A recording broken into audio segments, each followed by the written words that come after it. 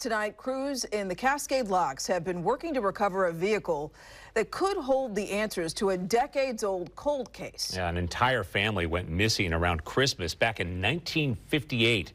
The disappearance of Ken Martin, his wife Barbara, and their 3 daughters sparked a large manhunt.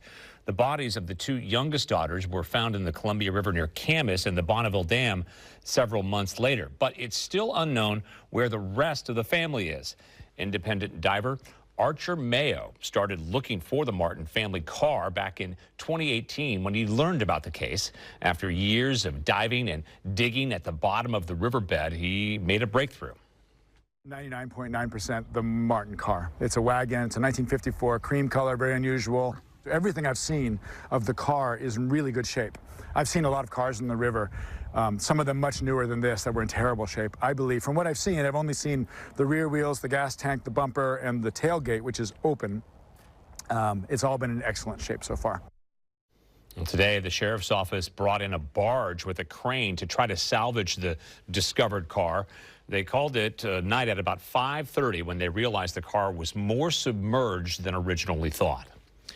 Tomorrow, they will be back, and they are expected to bring the car to the surface. Fox 12's Dylan Scott spoke with Portland author J.B. Fisher about the cold case, one that he has spent more than a decade following. All eyes will be on this portion of the Columbia River Friday as the cream-colored 1954 station wagon believed to be from the Martin family is pulled from the depths.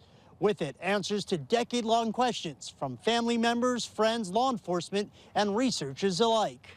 Whether this was foul play or an accident, a lot of us are very much anticipating that this will at least help to answer that question to some extent. Portland-based author and professor J.B. Fisher has been working on the 1958 disappearance of the Martin family for 13 years. Much of the decades-long investigation is chronicled in his book, Echo of Distant Water. And in some ways, too, about mysteries that might seem kind of insurmountable. On one level, this has certainly felt that way for a long time. And so maybe that sense of hope that with a lot of determination on a lot of people's parts, I mean, this definitely has been a community effort over a number of generations and decades. I mean, it hasn't been so long, like you said, almost 70 years. The mystery of what happened to Ken Martin, his wife Barbara, and their 3 children dates back to a Christmas trip on December 7, 1958. 2 of the daughters were found in the river the next year close to Camas. Many in this touristy Cascade Locks town say the discovery by diver Archer Mayo has brought many emotions to the surface. Anticipation, a little bit anxiety because nothing really happens in this small town on the macro scale, always micro, little stuff. And having a car taken out of the river at the port, lots of questions, and people are eager to know what happened.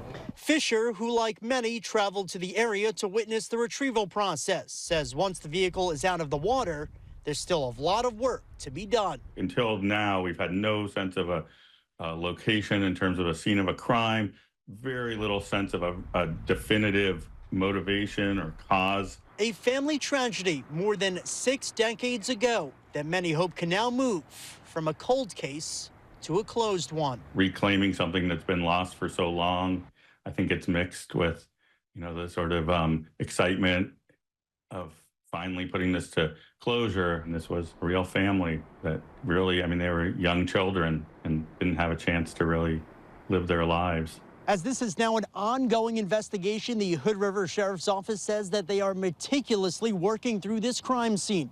They say debris played a major factor in their inability to retrieve the vehicle on Thursday, but they are confident that crews and divers will be able to complete the task on Friday.